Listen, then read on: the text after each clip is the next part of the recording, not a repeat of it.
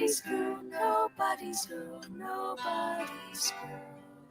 Nobody's girl, nobody's girl, nobody's girl. Nobody's girl, nobody's girl, nobody's girl. Nobody's girl. We go live every Thursday at 6 p.m. We're there with a guest we call Nobody's Girlfriend. Nobody's girl, nobody's girl, nobody's girl. Catch us live every Thursday on Facebook.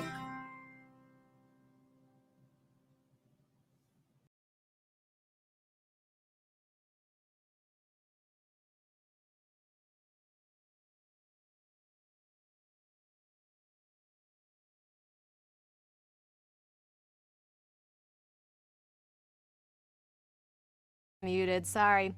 It's like so dumb.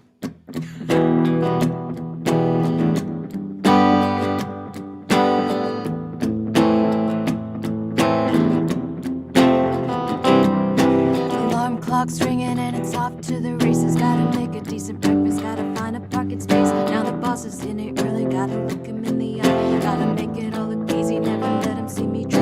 For once in my life, wanna have too much to drink. For once in my life, I wanna tell him what I think. Tongue between my teeth, taste of iron in my mouth. Iron in my mouth, can't let it out. I've got a tiger by the toe. Even if he hollers, won't let go. Won't let go. Even if he, I've got a tiger by the toe.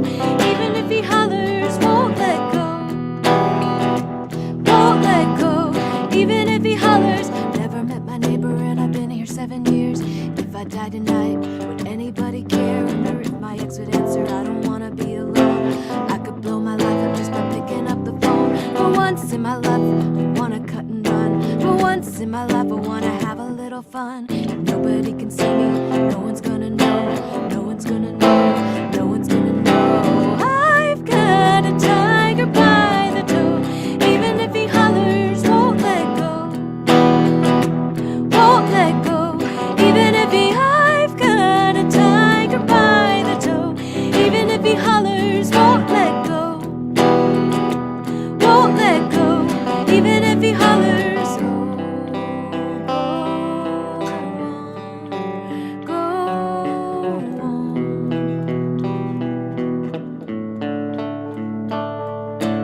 Oh, go on, go on.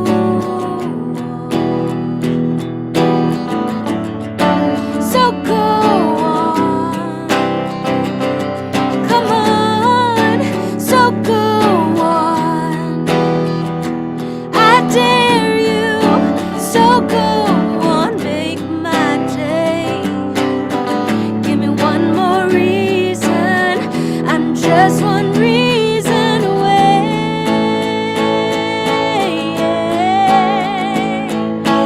I've got a tiger by the toe.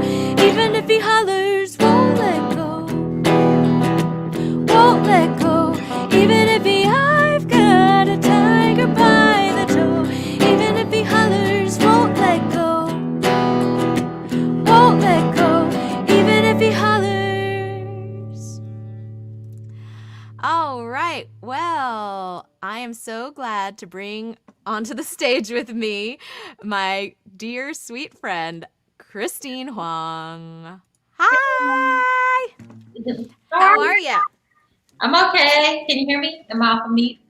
Yeah. I can hear you. I can hear you. You are a pro and we're not muted for your first words.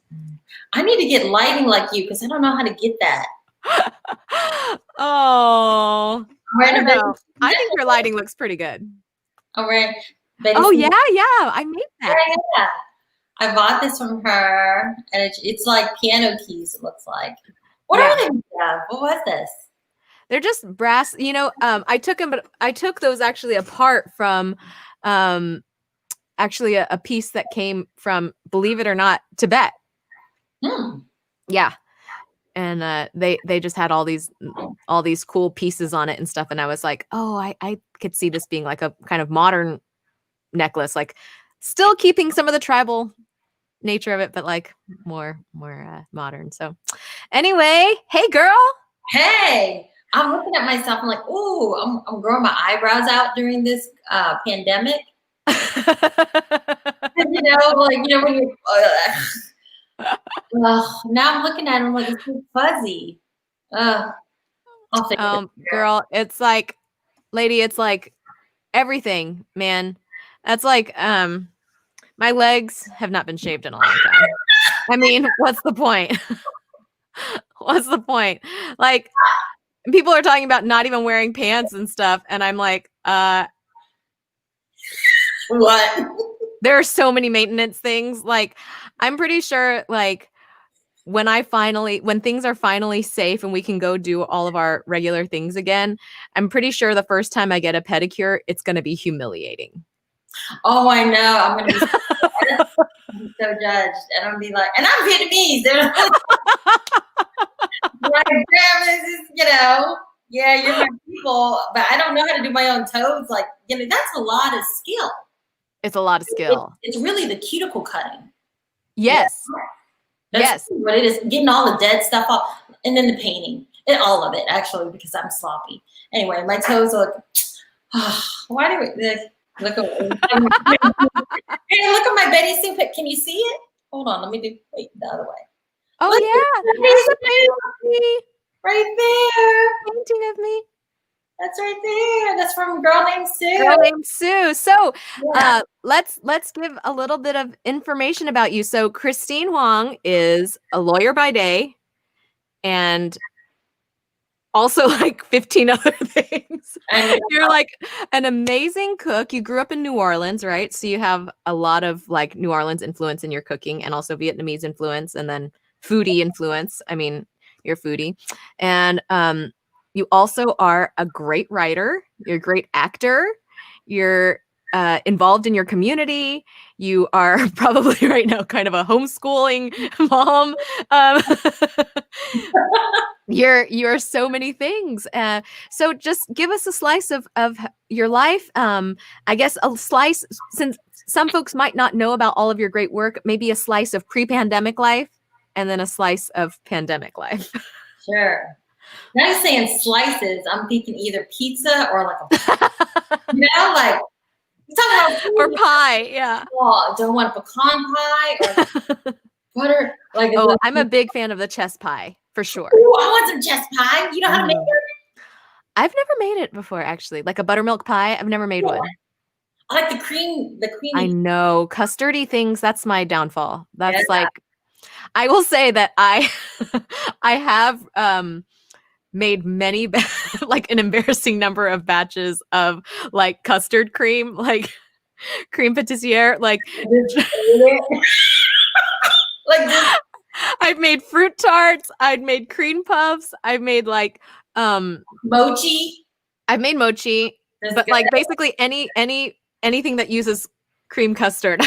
I've made it because it's just an excuse to eat custard, but not good for the waistline, but I know, that's why you give it away, right? All that kind of stuff. I don't know how we got to pie. Okay, last thing about pie, and then we'll talk, and then I'll actually answer your question. Okay. One of my bucket list things, like one of my dreams I've always wanted to do since I was a little kid, was like get into a pie fight. Like you see them, like a Boston cream pie. Like I don't know what it is. Lots of whipped cream. And just like pop it on somebody's face. Wouldn't that be awesome? That would be amazing, and I want to be there to witness it. Okay, like so you already know some people invite me when that's happening, or when you write that into like a play or something, and it's going to be staged. You call me because I'm going to watch that as many times as possible. I'll just keep buying tickets to that play just to watch somebody go. It's gonna be, that's like it's so I Love Lucy, right? Or Laverne and Shirley, yes, whatever. Yes. Yeah, I love screwball slapstick though. Yeah, I don't know what it is. Like where I was killing, I want to do that, and then you gotta get the pie, do like this, and then it's gotta come out with the crust, and with the eyes crack open in a Y, and when the part of it falls off, and then there's a laugh track. And then Lucy, you know, is like, wah, or something like that. That would be a play already. That's like a 5-minute play. Yeah. But every night, that's all it is. Like, how are you doing? Laugh track, and then like end scene. And then we fade out. You're going to go through so many like makeup removal wipes. Okay, now you have to answer the question. Okay, what was the question?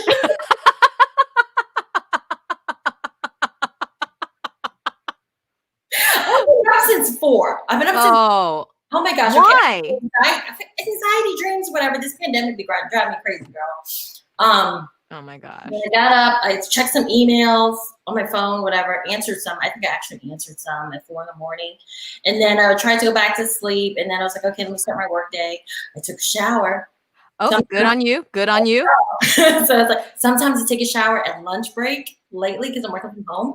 But then I took it in the morning and said, hey, let me have because I might forget later on. I got BettySoo saying at 6, so let me start my day off with a shower because, like, what if I get so busy? You know. I know. And just work, meetings, all that stuff.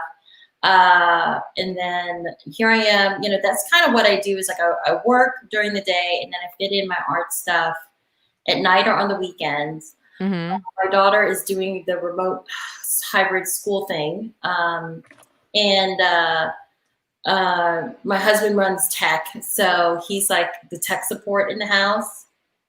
He does a lot. You know, I'm able to do a lot of things because he's able to help. And Vanessa's at such a blessing. I know. So it's just like a teacher was like, she didn't turn in her assignment 2 and 3 from the workbook. Is there a possibility you could scan it? And I was like, I'm tagging my husband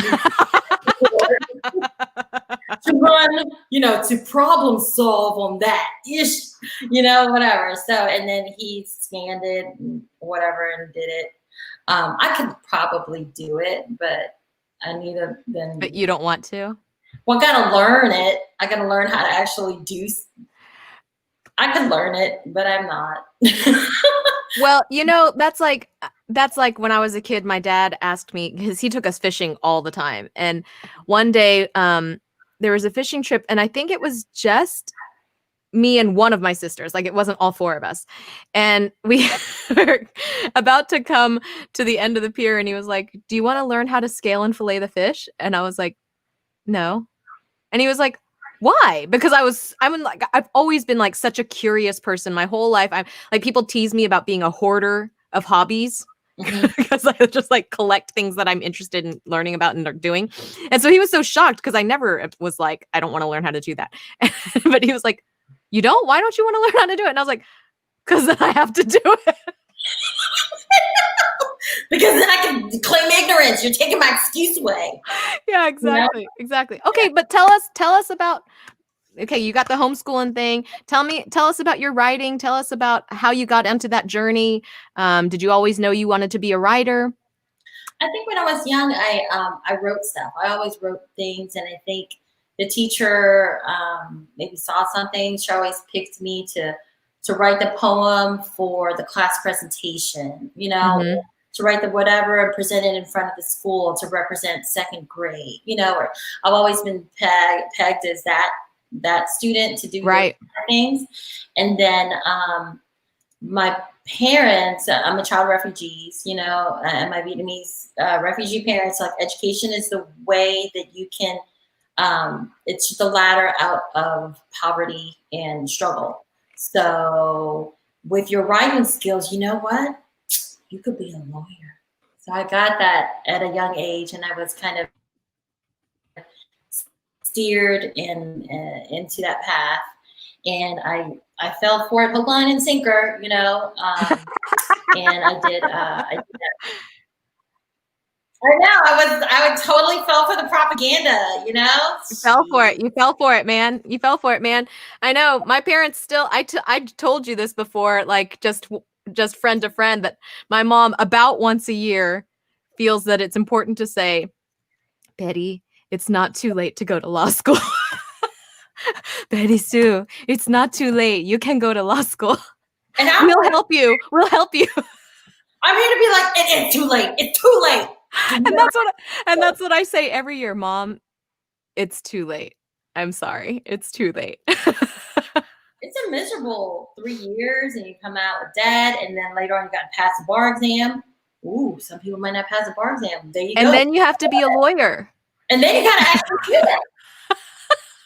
Like just going to law school doesn't mean you're going to get the income of a lawyer. Like you actually have to practice law. But still, if you practice law, you might not get the income of like a high end.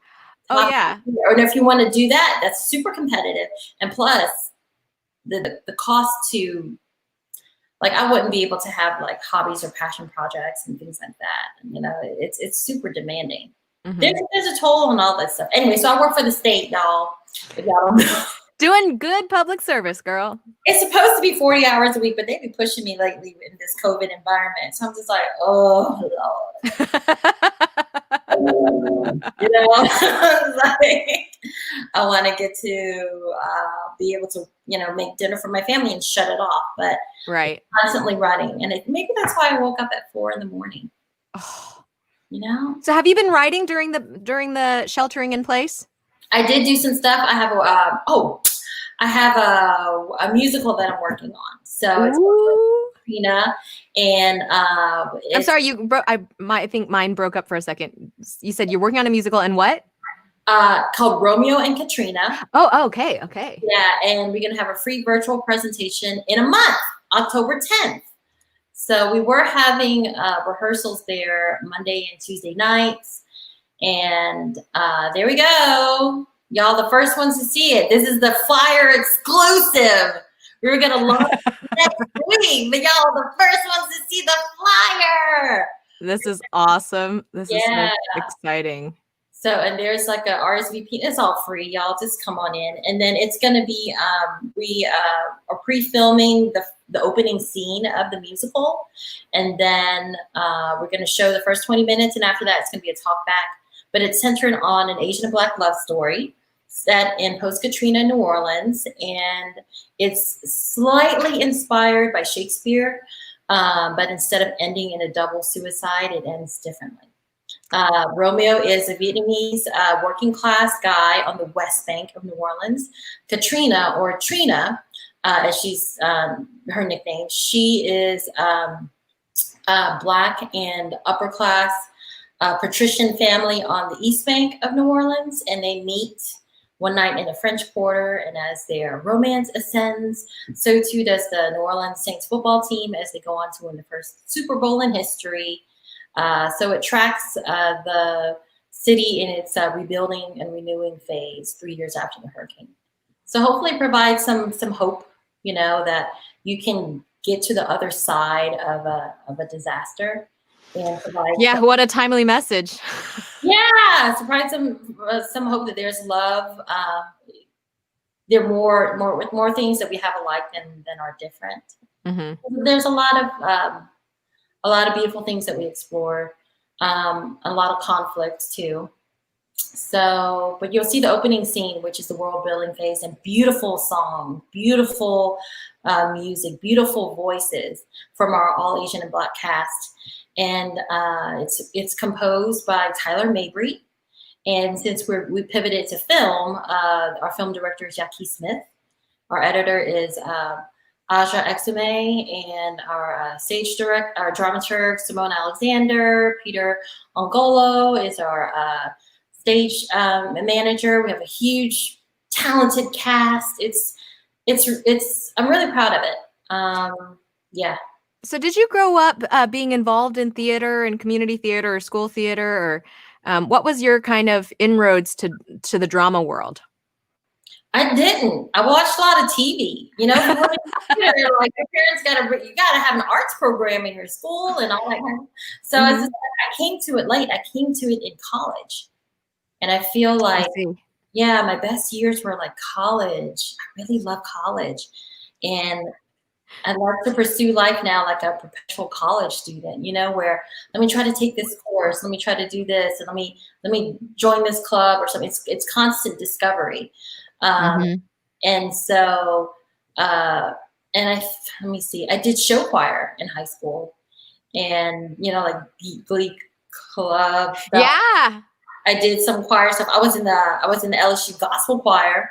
Awesome. LSU, and then one summer, I was an ebony dancer, which I was a solo dancer, but I got full credit for it, and I made A. Oh my gosh, that's awesome.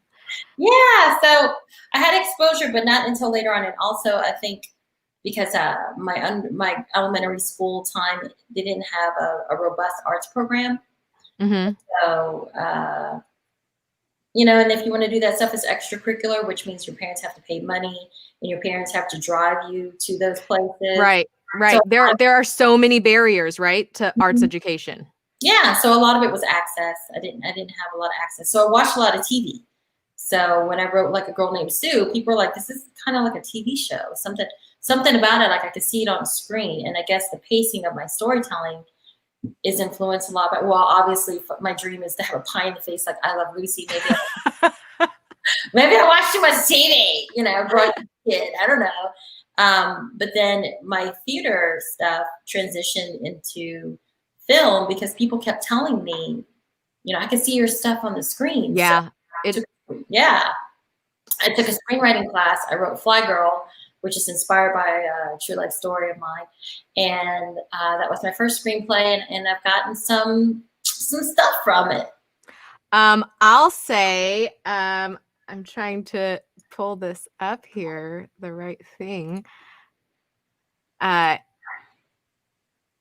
so tell me about this.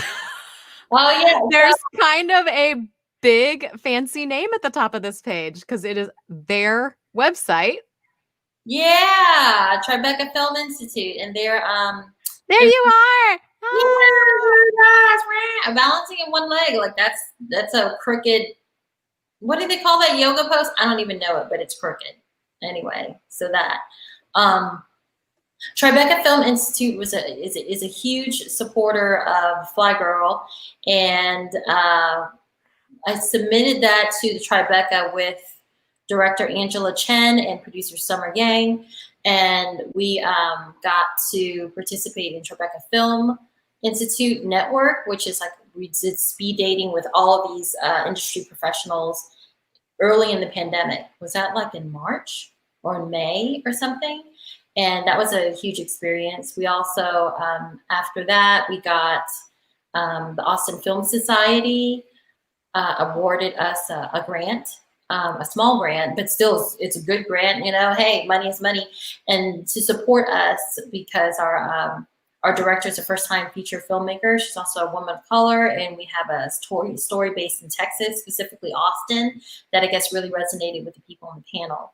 And we got Sundance second round. So I'll be submitting some materials so Sundance can see if. Oh my gosh! Yeah, support it in a lab setting so I can kind of continue to write and develop the script. But something that I'll be happening in October is that I got accepted to the Writers Lab, which is supported by Meryl Streep and Nicole Kidman and Oprah, and then the New York Women in Film and Television and the Writers Guild of America and Romance Writers and all these other Blacklist, whatever. All these folks coming together to support women screenwriters over 40, because I'm over 40.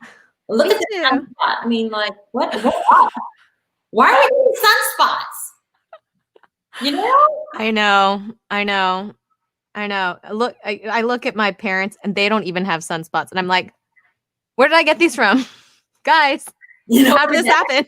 You know what your dad said? If you would have filleted the fish. See, that's why you're a drama writer. That's like the gun in the first act. It would have been, you need some omega-3s in your skin. Then you would be good. But no, you didn't want to fillet the fish. I know. Well, I should have Zuckerberged my face, What does that mean? Oh, did you see the pictures of him when he was what? Surfing in Hawaii? He was surfing in Hawaii? I'm sorry. I shouldn't have brought it up. So he was being very cautious and responsible with his facial skin but no other skin on his whole body. So Red? he's just, no, the rest of it was just like normal skin, like whatever his skin color is. But just here was like, it was like mime makeup. It's like completely white, like zinc white. Yeah. And it is very interesting. He really looks like he's like Marcel Marceau, like surfing, like, or whatever. And then on top, you know why? Because right before he went surfing, he got a pie in the face.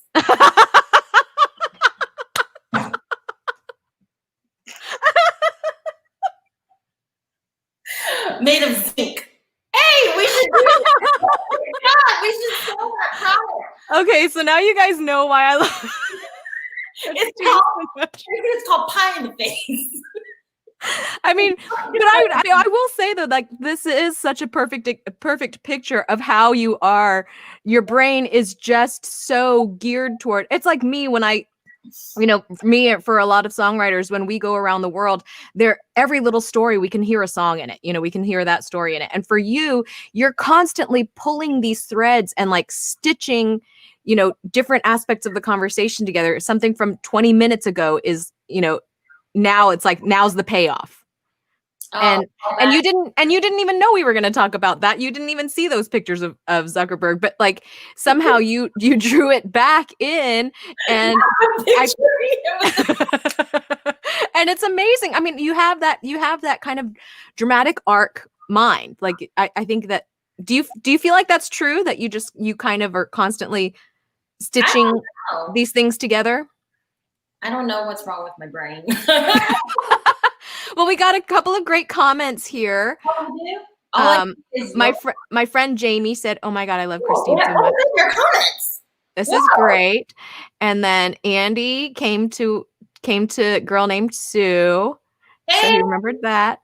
Okay, Jane Weaver or Weaver Jane says, "Do you also write songs, Christine?" Oh, I write lyrics to songs, and I wrote this one song. Well, it's more like a chant for Romeo and Katrina. It's a car commercial jingle. Oh, nice. But it's really catchy. Can't wait to hear it. Yeah. So, oh man, we could have played some of that. That's okay. I didn't plan ahead. Anyway, you see my brain.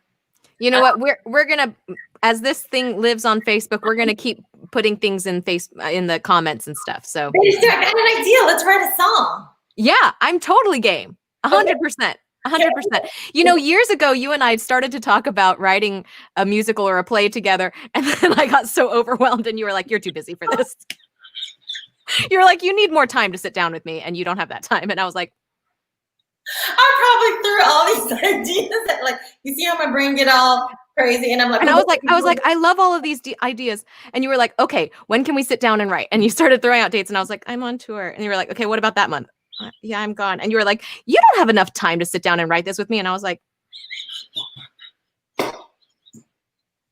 I do that? I'm sorry. Am I laughing? No, but it was true. It was true, because the thing is, you got to get this stuff out there, and you got to like write it while it's current and while it's fresh, and that's why you've written like 17 things since I've last talked to you. I mean, your friend Brandy said, "Hello, hi, Christine Hoang. We got this. I love this." Hey, guess what? Hey, Nee, that's awesome. I watched a ton of TV, but never got the courage to act. You're awesome, Christine. Love you too, BettySoo. Nee came to see a girl named Sue. She brought her whole family. Oh, I love that. Her husband is frontline worker. Hey, thanks for all you do. And her daughter is so cool. She makes things and she sells it and she donates it to Black Lives Matter. That's awesome. I love that. Who doesn't want a daughter like that? By the way, I'm so hot. If I had a daughter, if I ever had kids, I'd hope that they would do things like that. I would love to be proud of a daughter who did things like that. I mean, that's amazing. That's incredible. I know. Well, I'm so fickle. About to say something like we're talking about like activism, Black Lives Matter, and daughters and stuff like that. And I'm about to be like, I'm so hot because I've been so much. I guess that's what happens when I laugh. Maybe I should laugh more because I burn my smoke calories. Oh, I'm getting warm too. Okay, you're ready? You ready what I pulled out? Because I'm so hot because we were laughing so much. I'm ready. I got a fan. It was in my drawer. I forgot. I was like, I got a fan because I'm so hot. I'm laughing too hard. Makes my face hot. Oh man, why don't I have one of my fans in here? I should totally have one. Hey BettySoo, do you sweat on your nose? Oh my gosh. Always. Right here and right here. Yeah. Is that an Asian thing or is this me? I don't know. I mean, I kind of sweat everywhere, but like definitely I get this and then this, which is always super annoying. This is the one that annoys me the most. Really? Yeah. Oh, it's like a mustache of sweat. Like, what's up with that? I've never seen other people with a mustache of sweat. Why? They do. I've seen it. See, look at me now. I'm laughing so much. We see it. I'm trying to figure out. Ooh. Oh, I thought it was a gray hair. No, it's just your face. I've been getting gray hairs like crazy. Look. Oh. I don't understand why. This hasn't been a stressful year. This has been such a calm, peaceful, stress-free year. You know, it's just been like, relax. Everything's going so well. Everybody's super happy and healthy. So you still have family in New Orleans, right? Yeah. Oh, okay. We're moving to New Orleans now. Okay.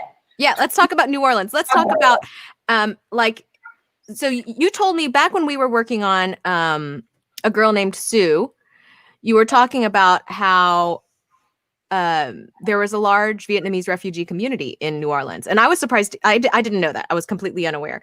And you said that like kind of the intersection of those communities were such a big part of your identity. So I think people would love to hear about that.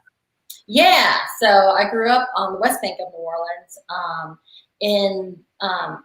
How I kind of, if people don't know the New Orleans area, how I kind of parallel it is like how Jersey Shore is to Manhattan, Sex and the City. Okay. You know? So people are like, oh, New Orleans, and and all this beautiful culture. And then there's the West Bank with like strip malls and Walmarts and all that kind of stuff. And like when I was growing up, it was like we were wearing Daisy Dukes and we teased our hair and we had the bangs. And you know, we yes, Gen Xers. Yeah, and it's like I'm wiping. By the way, I did this because I'm wiping the sweat from underneath my knee. I'm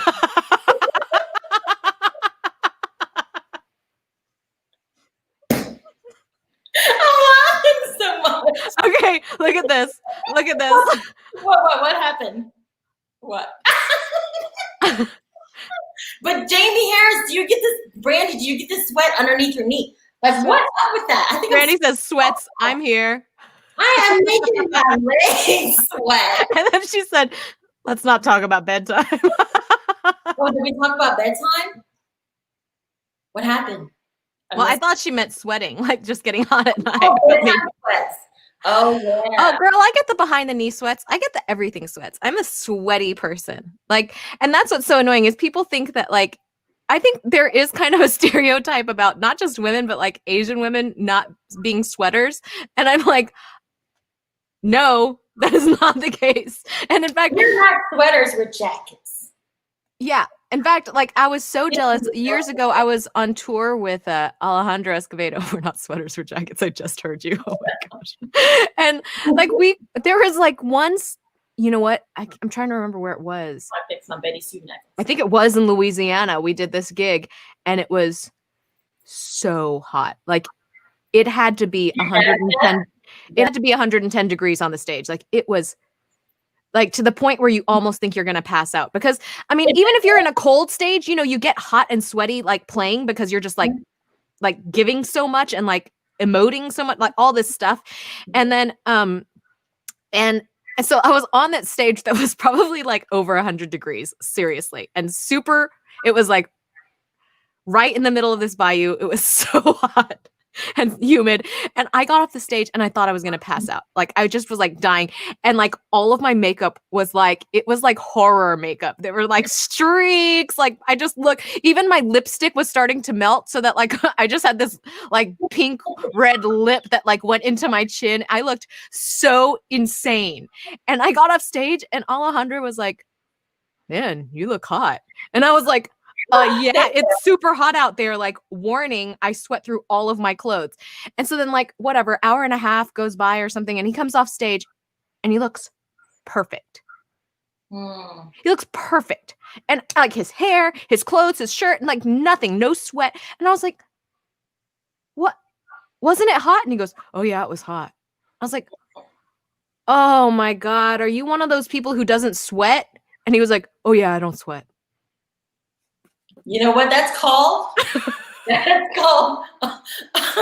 called unhealthy. Something's wrong with his system. You're supposed to sweat. You know what you did? You probably, instead of like the face, the pie in the face, he probably got like a deodorant stick. No, he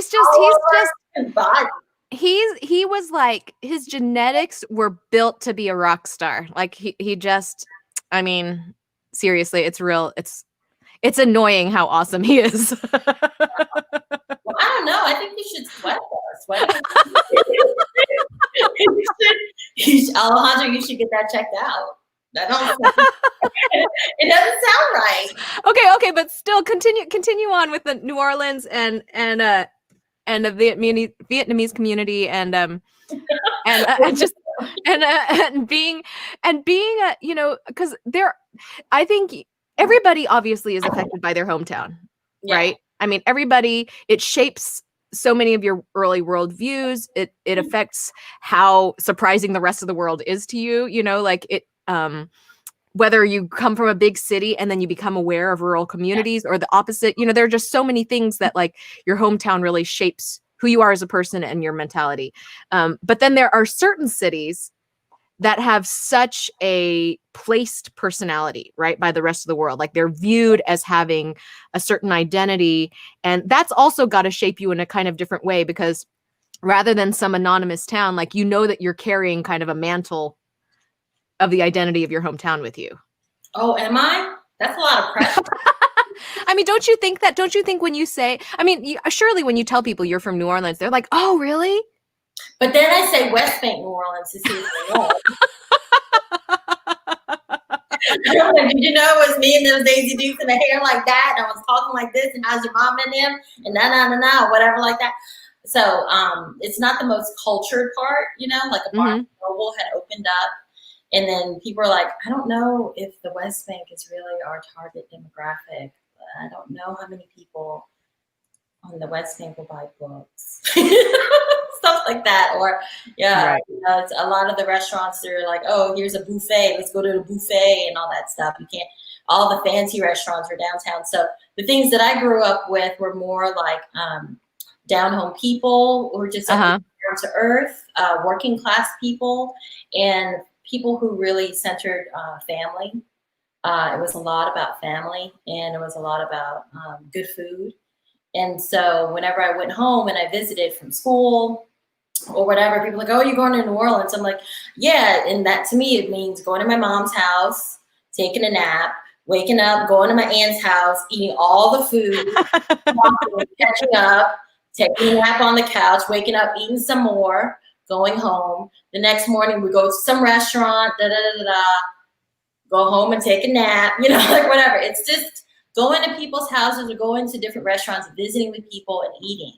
Yes, Brandy, West Bank is the best bank. By the way, I heard there's like a West Bank monopoly or something like that. I want it. Whoa. It sounded funny, and it had all these different kind of sayings and stuff. So I think it's more about, like, if you go to Houston, I feel like people in Houston are more like the people that I grew up with versus if you go to Dallas. Dallas is not as familiar to me. So I feel like people without a lot of pretense, people who kind of like say it like it is, and people who enjoy other people. But there are also, other. I think there is something about a Gulf Coast mentality, though, too. That ties those cities together. I don't know. I think there's something about like the humility of constantly being under hurricane threat, like being a port, being, just like some of those things really give a city a certain kind of character. Mm-hmm. And there's also a thing with tradition. There's also things that's not how it's supposed to be. So if you think about, I remember when I was planning my wedding, this was, way back. So things have changed too.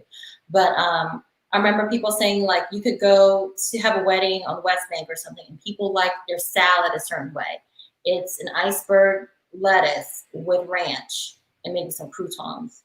But if you go to a different part of New Orleans, East Bank, they're more like, oh, let's have a frisee salad with this or that, and let's have it a certain way. And you don't get the criticism of like, well, that's not how it's supposed to be. That's not how it's supposed to look. Oh, really? I think I didn't see it yet, but I heard there was an episode of like Ugly Delicious when they were talking about crawfish and how crawfish is supposed to be done. And in New Orleans, it's supposed to be done a certain way. That's how my mama's already made it. That's how my grandma made it. It's supposed to look like this. Versus if you go to maybe like Houston, you might have more of an experimental thing. Let's try like a Vietnamese twist on crawfish with some lemongrass and this, that, stuff. So there's also certain things about tradition too. And sometimes I felt like I bucked up against what it's supposed to be like.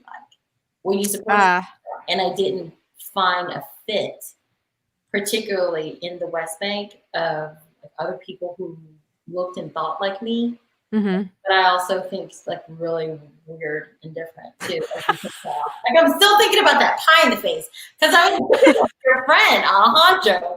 What if he had like an aloe vera pie and that could have like given you a cooling sensation? I mean, those like paper disposable face masks are kind of like that. Oh, well, there goes our business idea. Okay, we've got some funny comments in here. Andy says sweating is actually healthy for your body. To which Brandy says, exactly. Brandy, I love you. Oh my gosh, you're like the best. Come on, don't mess that up. Follow grandma's recipe. The back of my knee is totally like I need to fan it. It feels so good.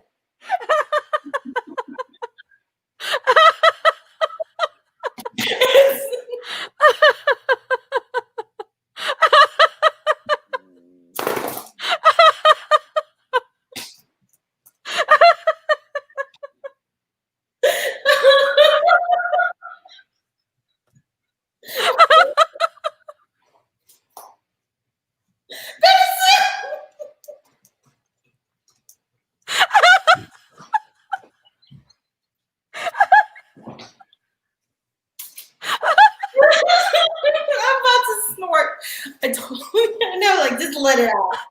I'm crying. Are you wearing shorts? Yes. Okay, it's your turn. Always. I see your hairy legs. I can't see no hairy legs. You don't have hairy legs. You have Asian legs. It's like you have probably no hair. No, I do have hair. It's not very thick. I admit that I am lucky in that way. And like my arms, same way. But my mom literally has no hairs on her arms or legs. Really? I might be like that. I think that the arm hairs are falling off. And she was like, what? No, I have hair. And I literally have like taken her arm and gone like this. Eating and it? there's like no hair there. I mean, I'm like oh, examining it because it looks like you're eating it like a corn on the cob.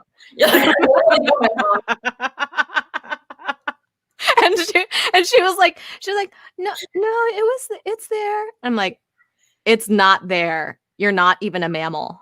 Mm-hmm. I might fall in line with like my mom and start losing some of the hairs, except for these. Look at these photos. Help me. Girl, boy brow is in fashion now. I know, but I don't know how to control it. I need to shape it. Do I trim it? You see, I'm scared. I know. You know what? Because like over trimmed eyebrow is kind of the weirdest look of all. it's that's a bad look, you know. Okay, let's write a song about overtrim, like body hair, overtrim eyebrows, something like that. I have no idea. Don't trim it up That's there. a Don't trim it down there. Let it grow. Let it grow. Oh, you guys are so sweet. Oh. Thanks, Jane Weaver Jane, and Andrew Tyson, and Nilu, and Brandy, and Sabra Perkins. Oh, you guys are so sweet. Oh.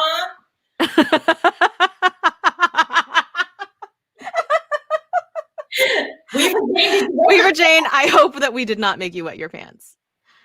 I mean, did you ever? We don't have to talk about it. What? I was going to say wetting your pants. I'm like, are we going to talk about wetting your pants now? Like, have you ever wet your pants? Is that what you're asking? I don't know. Well, do we want to go there? I don't know, man. I know. Let's not. That's when they're little. Everybody, when they're little, you gotta figure that out. You're nervous. Yeah. I mean, it's hard when you're little, especially if you're like kind of shy. Mm-hmm. Oh, my hair got stuck. Okay, I don't know how to orient. This is my right hand. But it flipped. I know, it's flipped. I don't know what happened. You have to think I'm to your right.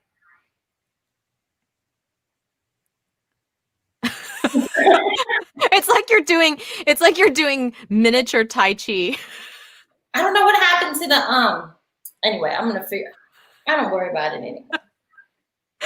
I'm looking at you when I'm talking. And then when I look at myself, I'm like, ugh. I know, I just stare at you the whole time. I know. And then see, now I'm sweating again.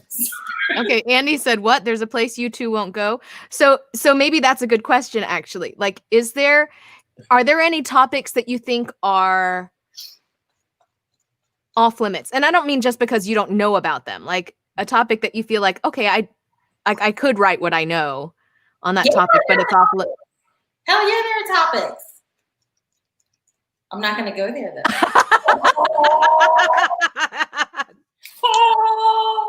Set it up. I know. Apparently, I'm no Terry Gross. I can't get you to speak. Yeah, there are totally places I won't go, and also it's just like, I'll go there once I'm ready to share it, probably with my daughter. But everything I write, it's like stuff that she can go to. So I think as my work matures, so does she. That's probably something I need to work out with my therapist. That sounds really like deep, right? Yeah. Yeah. But that makes sense because it's like you probably have this daily reminder of some message that needs to be reinforced. I don't know what it is. I think I'm working out still family stuff, parent stuff. Like, family is a huge theme in a lot of my works, and also parents. So Romeo and Katrina, like my dad passed away before we got married, like 6 months before we got married. And Romeo and Katrina begins with a narration from Romeo's father. And then you realize quickly that, and I'm not giving anything away because you're going to find out in the first 2 minutes. And you're probably like, if you open up the playbill, you'll see that, his character name. But his father then says that he is dead. So then you realize that the person who's narrating the story is a ghost. Oh, wow. Yeah, so we have a spirit guide leading us through Romeo and Katrina and the story.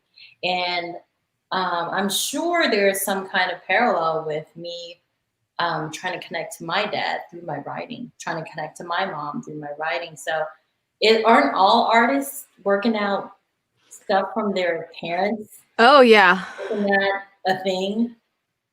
Yeah. I mean, not just artists, like aren't all people constantly working through all their parent issues? Like we spend a whole lifetime doing that, don't we? I heard like your inner critic in your head that you always hear, that says you're doing whatever it is. It usually stems from like the voice of your parents. I totally identify with that. Magnified. I absolutely identify with that as an observation that's true for me. I mean, I think everything that I am scared to do, whether from anything from like wearing too revealing of a blouse to like, I know, because it's just like, oh, I need to fix I know, just like, and every little thing that presents as like is this not approval worthy? You know, it's always the voice of my parents. Mhm. Mhm. You know, I think And that's, I now think it's that's, when I see artists who can really break out of that fear, and not because their parents were ultra permissive or ultra progressive, but just because they just are like, this is really what I want to say and do. I'm just so in awe of that, because I don't even know what that feels like to be able to break out of that. And I don't know if it's a personality thing, or, I mean, because I feel like I'm so American in my identity, but still there's like this, like, there's not really a good word in English for it, but the closest is probably duty. Mhm. There's this kind of cultural sense of, you just do. Mhm. Like, well, why are you following through with that? Why are you staying in that thing? Why are you sticking with that relationship? Why are you following through with that commitment that's obviously screwing you or whatever? And it's like, because you do. And I think there's some of that that's kind of also wrapped up into like being the kind of person that your parents would be proud of. Yeah, yeah, yeah. There's a lot. I don't know. Anyway, yeah. I don't even know how to. You're right. Yeah. Gosh. Yeah, you see, like when we start talking about like parents and stuff like that, it's like, oh, this stuff's getting real. I don't know what to say, because then I find myself searching for the words. You know, there's Mm, so much I can say, because now I'm also thinking about, okay, I'm writing my stuff, knowing that my mom's going to be the audience. right. My stuff, knowing now that my daughter's in the audience. So I'm looking at it as me, as what is a good parent, creating stuff. But also at the same time, I don't want to censor myself. So if I have some of those Right. confines, how do I say this story that's also accessible to all these different age groups? And so that's without losing the art and without compromising what the story will be. So Hmm. I guess as a result, I've written works that don't have F-bombs. I don't have curse words. I have curse all day, but I don't have it in my works. And I don't really go to really sexually explicit places. Hmm. I don't tackle a lot of really extreme things that can probably be a really dramatic scene. I go at it in more subtle, nuanced ways. But I do address racism. I do address classism and sexism. I do address things that are just not fair. I do have conflict, but I make sure that I tell a story in a way that I can serve the public as well. Because I want Right. people in the audience to be able to take it in and share it together. So when I have those limits, that's when I have to be extra creative and kind of do it within those limits.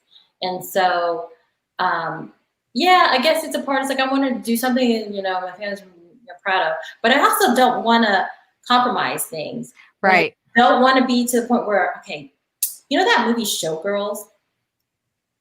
Yes. Remember the girl? Yes, with the girl from Saved by the Bell. Yeah, Jessie something something. Her, right? And she tried to break free of that good girl thing, and she's Showgirls. I read an article. Now look at us like, ooh, now it turned gossipy. Like, I read that when they had the premiere of the movie, she was watching it with like her dad on one side and her brother on the other side, or her mom and dad and her brothers, whatever it was like her family was there, and that was enough to scar me. I'm like, oh, I would never. That is, oh my god. I know, it's unimaginable to me too. Yeah, I was just like, no, and then plus the movie was not that good. It was not very good. It was not a good movie. Like, now if I was Hustlers, my mom was gonna be that wasn't a good movie.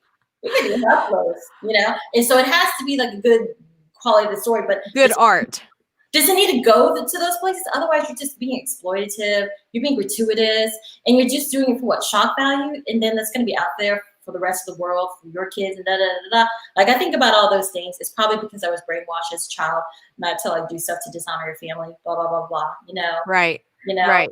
yeah, just play the Mulan soundtrack and like honor to us all, you know? It's like, yeah, I know, I get it. Whatever. You didn't have to write the song. We could have wrote the song, BettySoo. I know, we got to write a song. We got to do it. We got to do it. So, I don't so know. you What song have. should we write?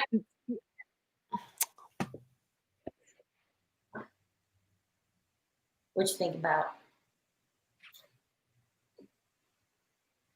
I was thinking maybe it would be good the next time you're thinking about a theme, whether you end up using it or not. You know, like you're like, this would be an interesting story. Mm-hmm. Then because most of my songs come from me imagining a whole story. And I pick pieces of that story to tell in the song. You know, I'm basically constantly writing miniature short stories. And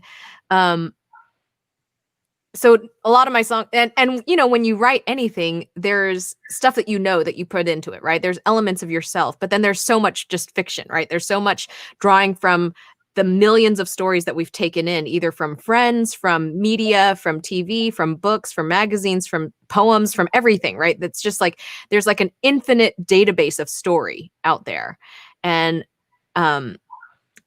so, we use all of those pieces to kind of construct new constructions, right? So I'm always making something like that. And then that's kind of where my songs come from. So I think it would be great to just, for us to sit down and think of, basically write out the outline of a little story. Like think about, who is this character? Yeah. What's important to them? What are they going through, or what do they have to say, or what does somebody have to say to them? Mm-hmm. And then there will be the framework for writing our song. Let's write a song about girlfriends. Okay. And also some of the complications with girlfriends. I don't know. Maybe that's too much for a song. Maybe that's No, I think that's totally the compelling thing about girlfriends. I mean, it's just like any other form of writing. There has to be some conflict, or else it's not a story. Except if you're in a pop song, like you could just do like, oh, bang that thing on that thing. I like this song. That's got a good beat. You know? That's true. Hey, ooh, I can sing that all day. You know, it's just like, but the thing about your songs is that, like you said, you do tell a story. It's like a little mini movie. It's like a short film. Let me tell people how I was inspired to write A Girl Named Sue. Okay, yeah. Oh, this is a good story. Okay. BettySoo, she was blonde at the time. True. BettySoo was blonde. She had these cute little curls, little bob. She did a jewelry show. I asked her, she's like, let's do a trunk show at my house. And so at that trunk show, I bought this. And then at the end of the trunk, oh, it was Christmas time because I had my Christmas tree up and all that stuff. And then so at the end, my girlfriends are picking all the things for their, Christmas presents or Hanukkah presents or whatever, for the holidays. And then after the end, at the end of our buying and trying on stuff, BettySoo treated us to a few songs. So you were there, you were playing songs, and you played my favorite, which was Whisper My Name. And when you sang it in my living room with your blonde hair, and my Christmas trees lit up and all the twinkly lights and everything like that. And I was like, wow, I see a story. I see two lovers. I do see she's Asian and he's Black. And Romeo and Katrina, it's flipped. He's Asian and Katrina's Black. But for A Girl Named Sue, I see this love story. They fall in love, and at the end, he breaks her heart.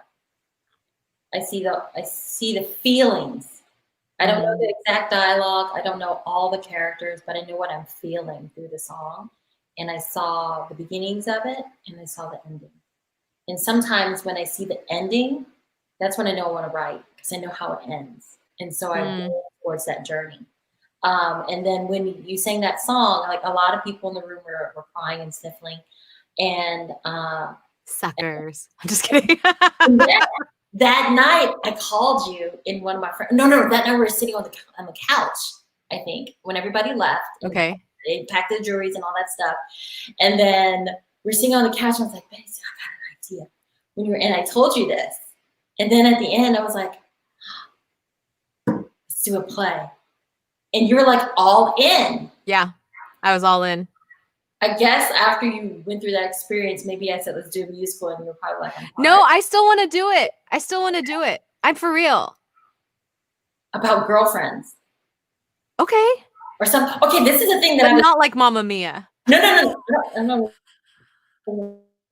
Is Mamma Mia the one where they get married on like in Italy or an island in Greece or something? Some island. Is that what that is?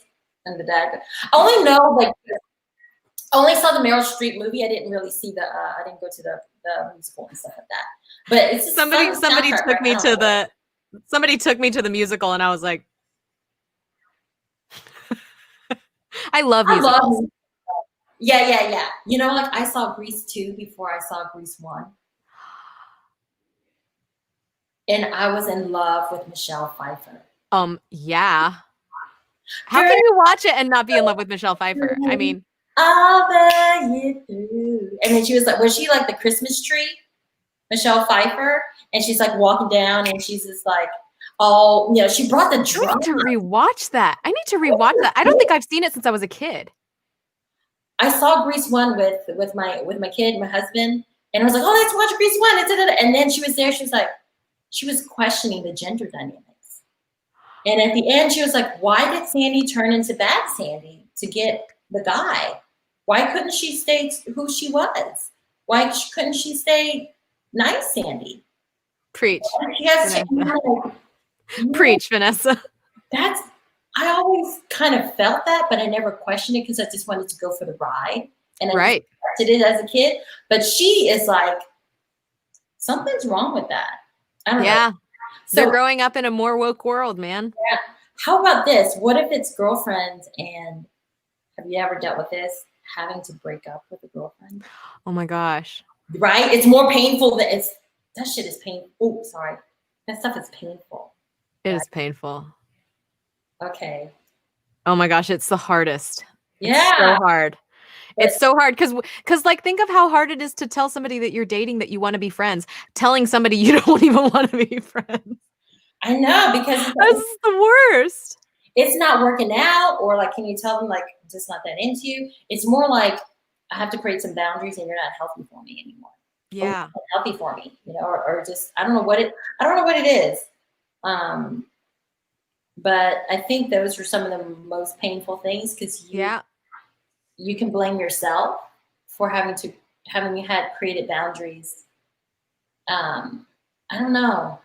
Right. And for building an expectation among both of you that you'll like this trust that you can handle, like there's almost this unwritten contract that like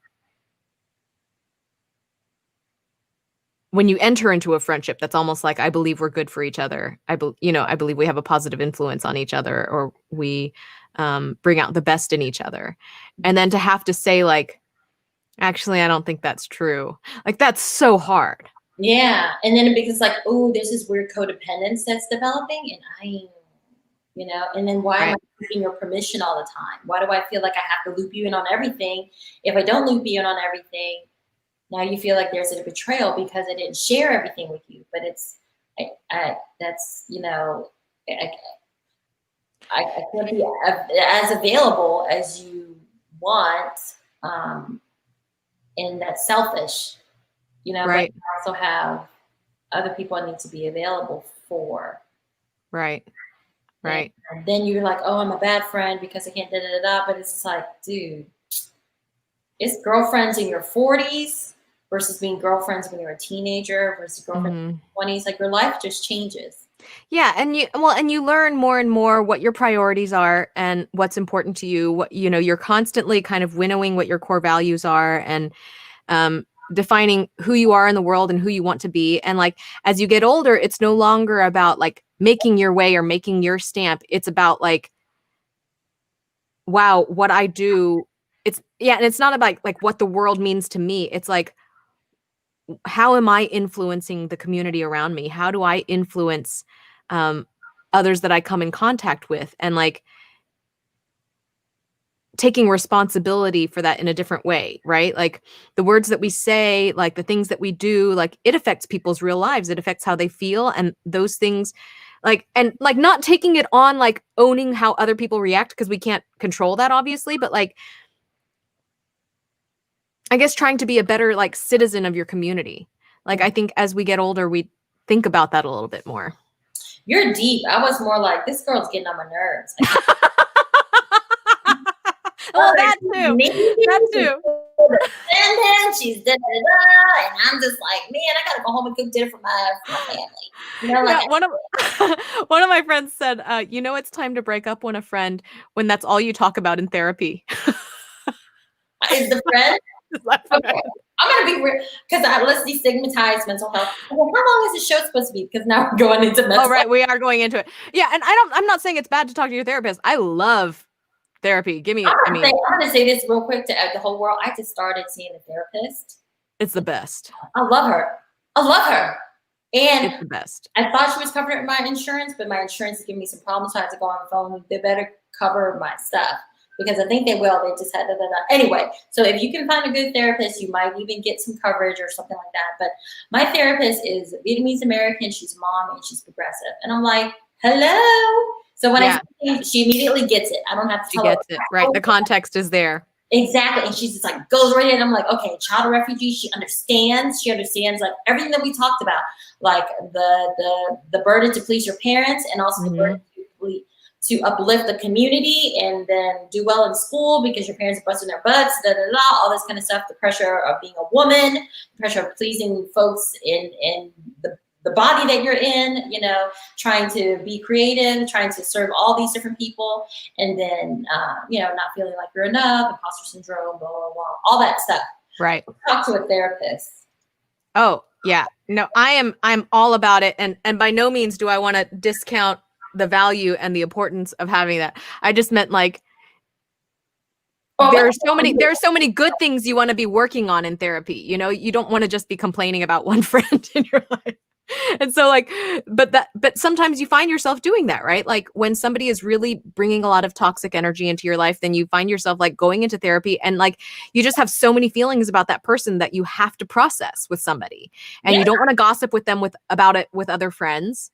And so, but that is a signal, right? Like whether it's a job or a friend or a relationship or something, like when they're taking up all of your therapy time, then it's like, okay, this is a flag. I know. I'm like, you were like just $100.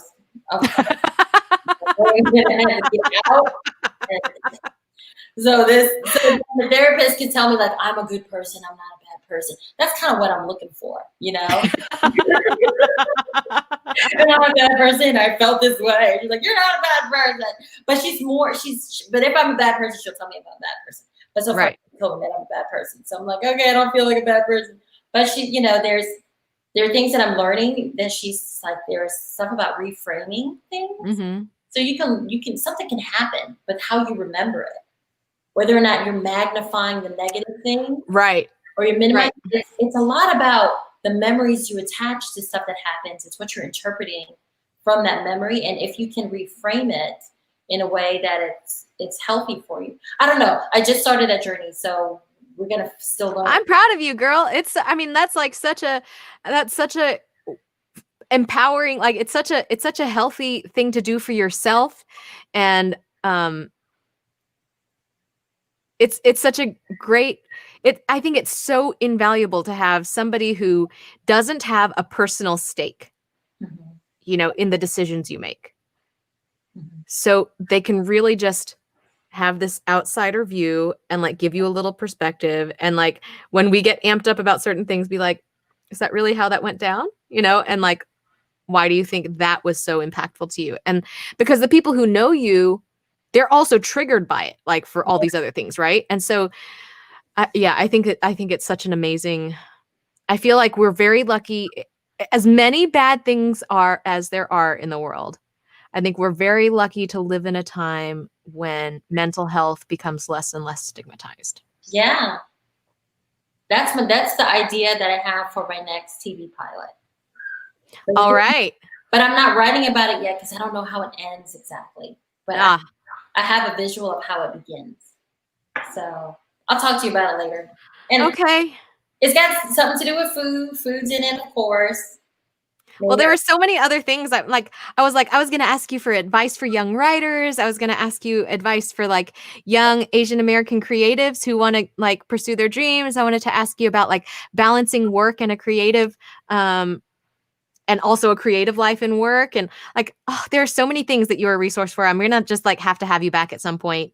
Sure. I don't know if I'm like good advice. I can just tell you that I came upon it late, you know, because I didn't give myself permission to do it earlier. Me too. So, but but it allowed me to live a totally different life. So then I could bring that life into my stories now, you know. So I don't know if there's a right or wrong way, but if you feel like you have some story to tell and you want to tell it through song, you want to tell it through film, you want to tell it through writing, you want to tell it through drawing or painting or something like that, why can't you give yourself a little bit of time? You know, give yourself a day to do that, and don't deny that voice, and give yourself a few minutes or an hour or something like that, a week or whatever, or a weekend, and that's a gift to yourself with no expectations and no pressures. That's the advice I have if people want to find that voice, and then you'll see that it's so good. It will get louder to the point where you can't shut it up. It's so good. Well, thank you so much for being my guest. Sweet Jamie says, yes, please come back. Jamie. And her beloved is from Louisiana, Mary Gaucher. Oh, hey, Gaucher. Mm-hmm. Weaver Jane says, it's been such a fun and interesting show. Thank you so much. Well, thank you, Weaver Jane, for watching. And you've had such great comments. We really appreciate you. Christine, I love you and I respect you and I just admire so many things about you. I feel very lucky to be your friend because you always give me such amazing advice and you're so patient with me when I don't know what I'm doing. And I'm excited for all the stuff that's coming your way because you have earned it. You have worked so hard from, you know, so many exciting things. Thanks. Thank you. You see, I can't take compliments. I'm like, back on you. Okay. And you're wonderful. You're great. Da, da, da. You took a chance on me when took a chance on me. Isn't that? Took a chance on me. That's not from Mamma Mia, though. Well, I think they used it, but. You did? Okay. Well, actually, I'm not sure. But y'all don't forget to keep your eyes out for, okay, should I type this into the comments here? tiny.cc/Romeo_Katrina_2020. Okay. How about if we come back and we reveal a song? I'd love that. Or is that too much? Too much pressure? No, you can create healthy boundaries. I don't want to be that. No, I'd love that. I only host this once a month, but I would love for you to come back on another month and when we have our song to share it with everybody and maybe share a little progress on whatever it is we're working on and writing. How about we make it a funny song? I'm all for it. I mean, you're just such a great writer. I would love to work with you on anything. So let's make it something fun. And then we can have it be a TikTok viral dance. Yeah, we'll have to get the kids to do that. I'm not on TikTok. It'll be called Pie in the Face, Pie in the Face. And then be like, oh, the pie coming from you. Oh, that's humiliation that you can't erase. Pie in the face.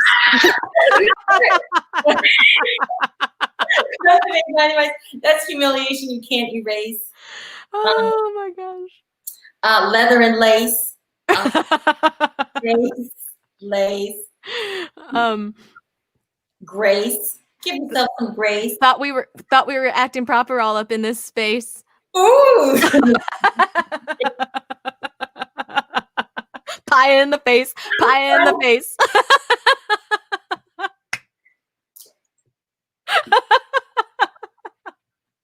And then it will be a TikTok dance. Yeah, totally. One person will. Oh, I know. One of the moves is going to be you got fans. Pie in the face, and then get your fan out.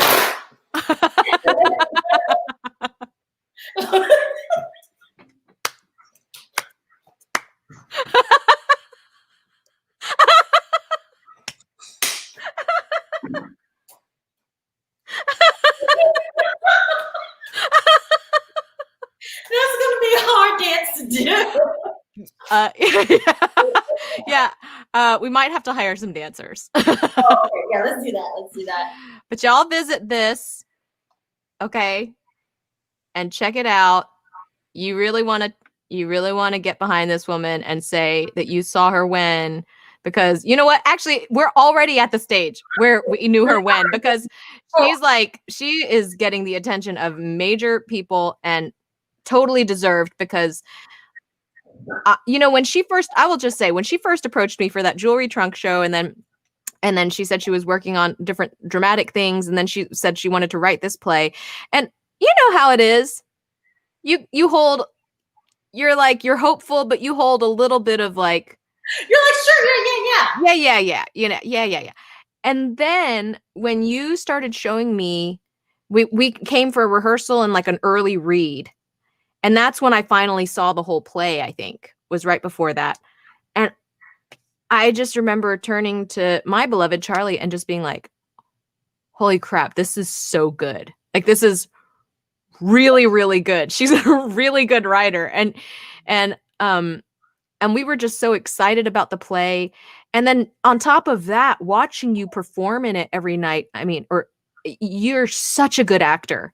And I just am amazed at and I had some gumbo from you recently, and you fed me for like 3 meals with that. And it was so delicious. I just made some rice. Okra. I didn't put okra in it to begin with because my family doesn't like okra, so I put okra on the side. And then so you said you like okra, so I put all the okra on top. It was like a festival of okra. It was so good. That's okra for all those little pods popping in my mouth. Oh my gosh, so good. But you're just so talented. Jamie said we should do a podcast. Oh. If we did a podcast, you can't see me fanning the back of my knee.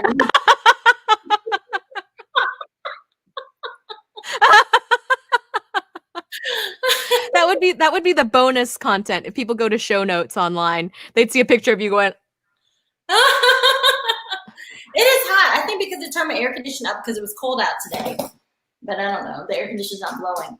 All right, we can talk forever. I know. I know you got to get back to your family, and I really don't.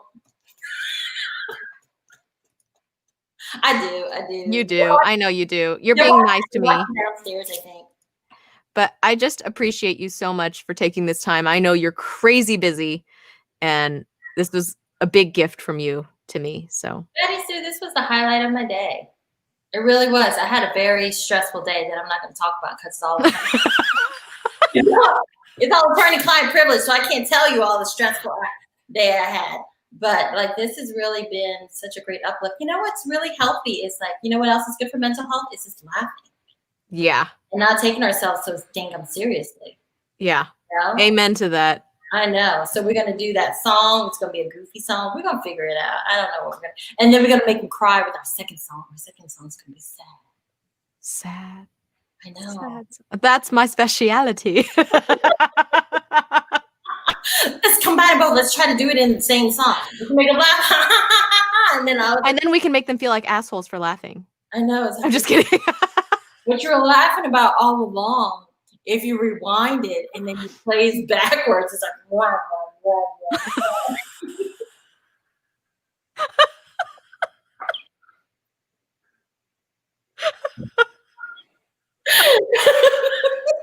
You were there in the 90s.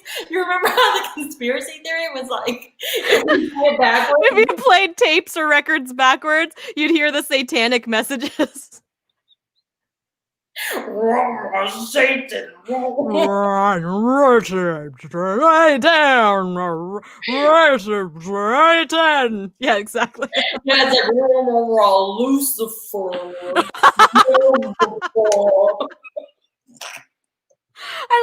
You're damaging a perfectly good record. I know. I'm like, let's listen to it forward. Yeah.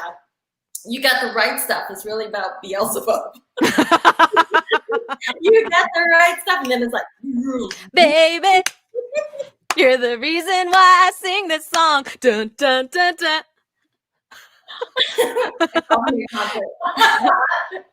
never going to stop talking. I know. Okay. On that New Kids on the Block note, We wish you all farewell. Good night. We love you.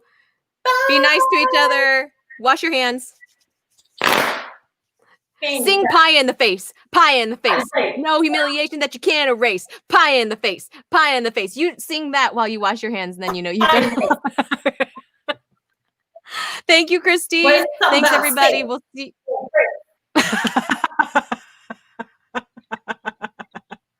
Next week, Rebecca Loby will be hosting the show, and it just like went boop out of my mind. She told me who was her guest, and I forgot. But it's going to be amazing, so please tune in. And this Saturday, day after tomorrow, Saturday night, September 12th, right here on Nobody's Girls Facebook page, we're going to be performing a show, myself, Rebecca Loby, and Grace Pettis together, presented by Uptown Concerts, so out in Maryland. So tune in for that. We'd love to see you. And till then,